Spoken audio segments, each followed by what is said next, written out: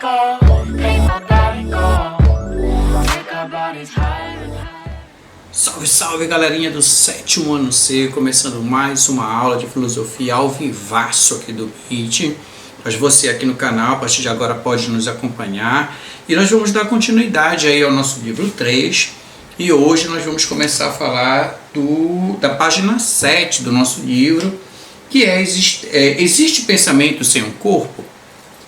A filosofia ela se dedica muito a isso, a pensar esse ponto aí que é muito importante, muito caro para a filosofia. E também nós vamos discutir um outro ponto lá na página 8 de vocês, viver, lembrar, comunicar. Então esses são os dois pontos aí que nós iremos trabalhar no livro de vocês, mais as atividades que está lá no nosso grupo. Então procura direitinho lá no nosso grupo de WhatsApp da sala, o grupo institucional da escola, que lá tem as páginas, as datas, tudo direitinho para a entrega da nossa atividade, tá bom? Então ficamos aí com a nossa aula de hoje, que iremos trabalhar sobre a existência do pensamento sem um corpo. É possível, né? Existe pensamento sem corpo? Viver, lembrar, comunicar é o tema de hoje. Vamos aí para a nossa aula. Existe um pensamento sem corpo? Lá na página 7. A filosofia ela se dedica a várias perguntas. E uma das perguntas que a filosofia se dedica é: o que somos? Mas ela não se preocupa só em pensar o que somos. Ela também se preocupa em pensar em quem somos. Então são duas perguntas que a filosofia, é muito caro para a filosofia ela se dedica. Tá? O que somos e quem somos.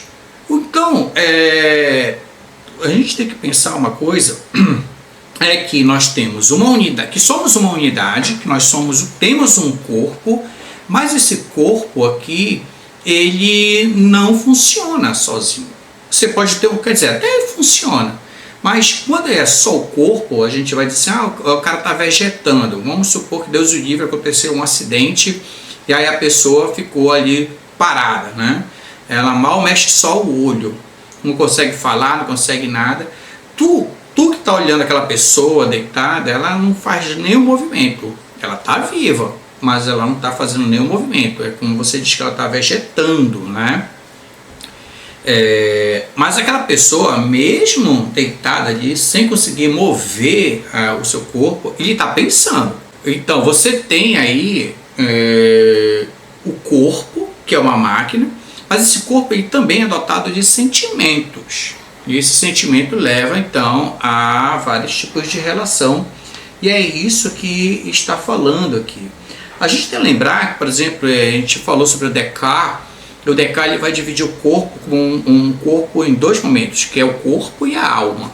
Ele vai dizer que inclusive pode funcionar separadamente, porque ele vê o corpo de uma forma muito mecânica. A filosofia ela vem procurar exatamente pensar isso. Seria possível existir um pensamento se não existisse um corpo? Essa que é a grande questão. O corpo ele pode viver fora do próprio pensamento? Então, aqui no segundo parágrafo do livro de vocês, da página 7, ele fala um ponto muito importante, que a reflexão a respeito do que somos e de quem somos por algo bastante próximo, que é o nosso corpo. Afinal, cada um de nós tem um corpo material, que é isso aqui, o físico, né, que podemos ver e sentir. Ele revela nossas características físicas e nossa aparência. Então, também influencia nosso jeito de ser e contribui para a nossa autopercepção. Porém, o corpo não existe separado de nossos pensamentos, nem do mundo em que estamos. Sendo assim, podemos entendê-lo como algo que delimita a nossa individualidade e a fronteira entre os mundos interior e exterior. Outra coisa que a gente tem que lembrar é que o nosso corpo ele depende das questões sensíveis. A gente precisa dos nossos sentidos, e esse sentido também acaba expressando muito do que o nosso corpo está falando. O teu corpo indica quando você está feliz, né? Portanto, quando você está alegre, quando você está triste, quando você está sentindo dor. O teu corpo físico também determina da forma se você está se alimentando bem ou não está se alimentando tão bem assim. Se você está com expressões de estressados ou expressão de tranquilidade, o teu corpo revela também. O teu corpo fala com a gente. Ele expressa, portanto, também sentimentos. Tem um filme que acho que vocês já assistiram que se chama Avatar. Vocês já assistiram o filme Avatar? Avatar é um corpo, né? Como a gente fala, um avatar, que você é conectado, o pensamento de um corpo humano é conectado num um corpo material de um extraterrestre. Então, isso mostra muito que você está falando, existe pensamento sem um corpo, existe um corpo sem pensamento. O filme Avatar ele mostra muito bem isso, tá? É como você também está jogando FF aí, Free Fire, né? É você que está ali no comando, você que está sentindo uma emoção, mas você não sente o que o corpo lá do teu bonequinho, que é um avatar, está sentindo. Mas você consegue estressar no teu corpo verdadeiro na hora do jogo algumas emoções e acaba até extrapolando muitas emoções, né? Por conta disso, para a gente fechar a nossa aula de hoje, né, vale lembrar também que quando a gente fala de corpo, né, a gente fala do ser, a gente tem algum ponto aí que era a página 8, que é viver, lembrar e comunicar. A gente também passa por essa situação enquanto corpo, enquanto ser. Por isso que o livro de vocês diz assim, na descrição anterior vimos que cada um de nós é um indivíduo com pensamento e um corpo que nos definem de outras pessoas. Ao mesmo tempo, compartilhamos com elas diversas características que indicam a nossa condição comum. E que característica é essa? A humanidade. Então, o tema também ele vai trazer um pouco isso. Ele vai dizer, inclusive, o seguinte, que o outro elemento importante que constitui nossa individualidade são as experiências que vivenciamos a cada momento, bem como as formas de significá-las, registrá-las, comunicá-las às outras pessoas. Existe um filósofo que é muito importante, que ele vai falar da questão das experiências, que é Immanuel Kant. Kant ele é um filósofo que vai trazer essa questão da própria experiência como algo importante para o ser, para o homem. Então é bom a gente sempre lembrar isso. E para isso a gente tem que lembrar das coisas.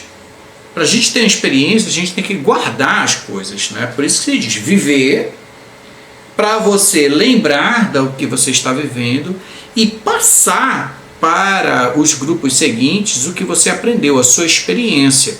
Por isso que o tema é viver, lembrar e comunicar. Quando a gente fala de lembrar, a gente tem uma coisa que é a memória.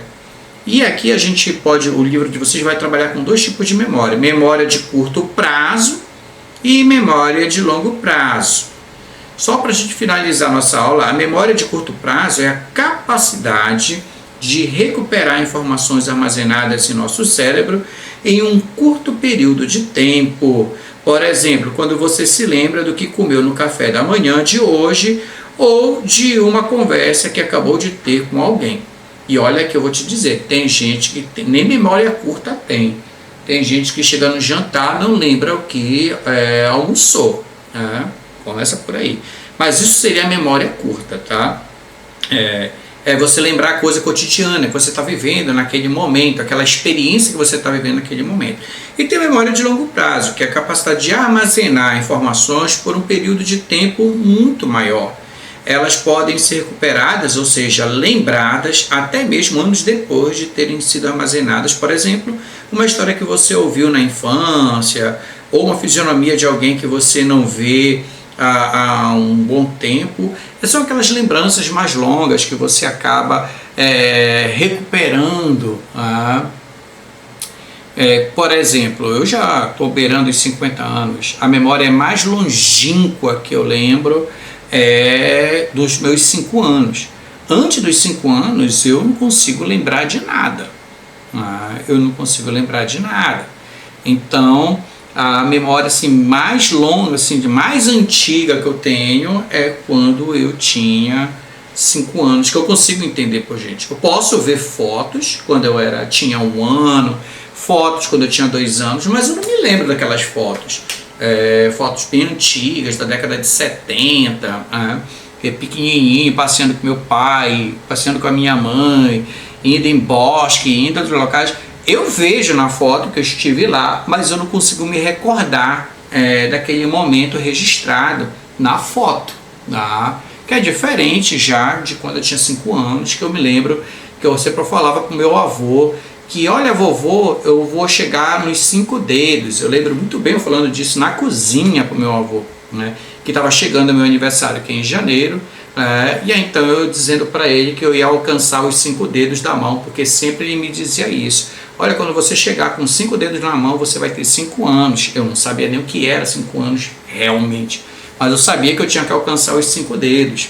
E aí o papai e a mamãe disseram, olha, você vai fazer 5 anos, então eu me recordo muito bem disso, na cozinha com meu avô, falando que eu ia fazer 5 anos porque eu ia alcançar os 5 dedos, né? É a recordação mais antiga que eu tenho de memória, que assim, eu sei que eu falei, eu sei que eu estava lá falando aquilo para o meu avô, né? Então essa é uma memória de longa duração, tá bom? Hoje a gente vai ficando por aqui, galera. A aula era curta mesmo, eu vou editar, a gente falou muito, mas eu tinha que falar aquelas observações. Na aula ela vai ficar um pouco mais condensada, tá bom? Então a gente vai encerrando hoje por aqui. Bom almoço para quem está ao vivaço aqui no Meet. Para quem está vendo o nosso canal, espero que você tenha gostado da aula. Acompanhe aí também as atividades. Grande abraço para vocês. Fui!